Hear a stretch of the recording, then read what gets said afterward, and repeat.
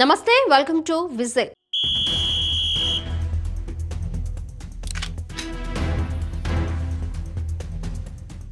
ఏ విషయమైనా సరే రాజకీయాలకు వాడుకోవడమే.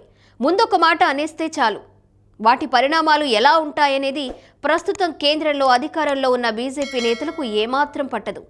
ఏదైనా అంటే ఎప్పుడో 1964లో మరణించిన నాటి ప్రధాని జవహర్లాల్ నెహ్రూ చేశారంటూ ఒక మాట అనేస్తే సరిపోతుంది. అసలు ఆ రోజు ఆ నిర్ణయం ఎందుకు తీసుకున్నారు? అలాంటి నిర్ణయం తీసుకోవడానికి కారణాలేంటి? ఆ నిర్ణయం తీసుకోవడం వల్ల అప్పుడు మేలు జరిగిందా లేక నష్టం జరిగిందా అనే విషయాలు ఇప్పుడు ఏమాత్రం పట్టించుకోవడం లేదు. పైగా ఆనాడు తీసుకున్న నిర్ణయాలపైన ఇప్పుడు ఆరోపణలు చేస్తున్నారు. ఇది దేశ భద్రతకు సంబంధించిన విషయం అనే కనీస ఇంగిత జ్ఞానం కూడా లేకుండా ఆరోపణలు చేయడం కమలం పార్టీ పెద్దలకే చెల్లుతుంది. చైనాపై గూఢచర్యానికి అణుశక్తితో పనిచేసే నిఘా పరికరాన్ని మన హిమాలయాల్లో ఏర్పాటు చేసేందుకు అమెరికా గూఢచార సంస్థ సిఐఏకి మాజీ ప్రధానులు నెహ్రూ, ఇందిరాగాంధీ అనుమతిచ్చారని బీజేపీ ఎంపీ నిశికాంత్ దూబే సంచలన ఆరోపణలు చేశారు. గంగానది ఒడ్డున నివసిస్తున్న వారిలో ఇటీవల క్యాన్సర్ కేసులు పెరగడానికి, హిమాలయ ప్రాంతాల్లో విపత్తులు సంభవించడానికి కారణం నాడు ఏర్పాటు చేసిన అణుశక్తి అని నిశికాంత్ దూబే ఆరోపించారు. నిజానికి ఈ తరహా ఆరోపణలు దూబే చేయడం ఇదే మొదటిసారి కాదు. ఈ ఏడాది జూలై 14న కాంగ్రెస్ పార్టీపై ఇదే విషయమై తీవ్రస్థాయిలో నిప్పులు చెరిగారు. చైనా కార్యకలాపాలపై నిఘా కోసమే అమెరికాకు చెందిన సెంట్రల్ ఇంటెలిజెన్స్ ఏజెన్సీ సిఐఏతో కలిసి భారత్కు చెందిన intelligence bureau IB covert operation చేసిందనేది ప్రధాన ఆరోపణ. దశల వారీగా జరిగిన ఈ కోవర్ట్ ఆపరేషన్కు నాటి ప్రధాని నెహ్రూ అనుమతిచ్చారని, తొలిసారి అణు ఆధారిత నిఘా పరికరాన్ని నందాదేవి పర్వత శిఖరాన అమర్చేందుకు జవహర్లాల్ నెహ్రూ అనుమతించారని దూబే ఆరోపించారు. తరువాత ఇందిరాగాంధీ హయాంలోనూ అందుకు అనుమతి లభించిందని ఆరోపించారు. భారత్ నిఘా సంస్థ ఐబీతో కలిసి పనిచేసిన అమెరికన్ సిఐఏ సంస్థ నందాదేవి నుంచి తన కార్యకలాపాలు నిర్వహించేందుకు ముందుకొచ్చిందని, ఆ తరువాత పర్యావరణ సున్నితమైన హిమాలయన్ ప్రాంతంలో ప్రమాదకర పరికరాన్ని వదిలేసి వెళ్లిపోయిందని పేర్కొన్నారు.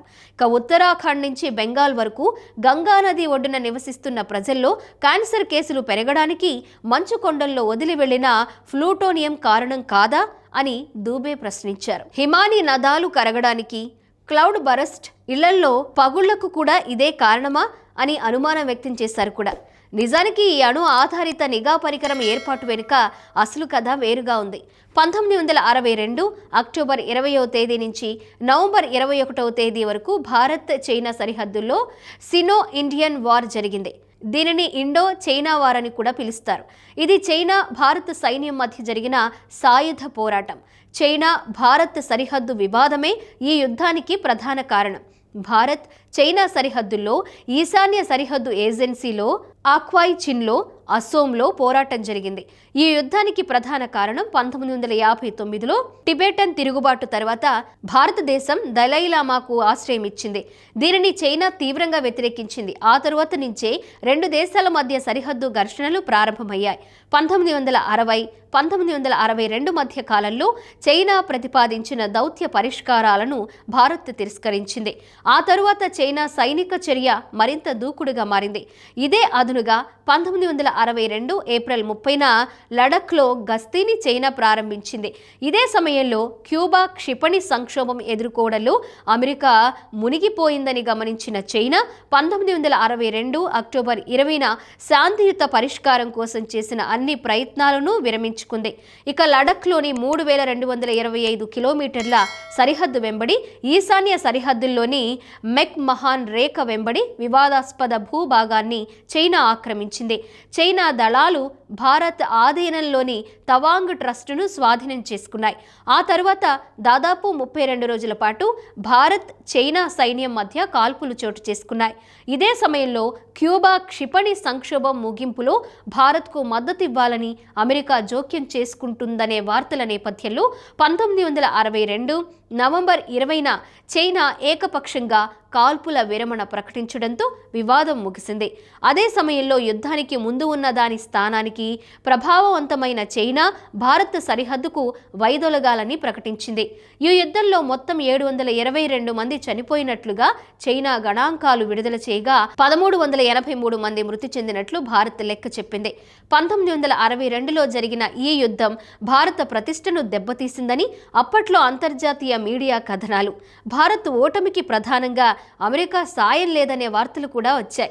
అదే సమయంలో చైనా సైనిక సామర్థ్యాలపై భారత్కు సరైన అవగాహన లేదనే మాట కూడా వినిపించింది. ఇక 1964లో చైనా తొలి అణు పరీక్ష నిర్వహించింది. జిన్జియాంగ్లో చైనా తన మొదటి అణుబాంబును పేల్చింది. ఇది ఎప్పటికైనా తమకు ప్రమాదకరమని భావించిన అమెరికా అత్యవసరంగా రంగంలోకి దిగింది.